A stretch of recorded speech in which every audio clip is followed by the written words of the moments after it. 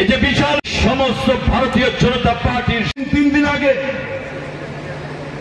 ওই শকুন্তলা রোডের মার্ক্সবাদী কমিউনিস্ট পার্টির নেতারা বলেছিল সে বাজেট সর্বনাশা বাজেট।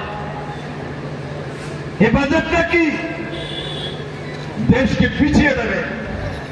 মূর্খের দল যারা ক্যালকুলেশন করে চলে না, যারা বাজেট কি ভালো করে জানে না, বুঝার চেষ্টা করে না। ভারতবর্ষের ইতিহাসে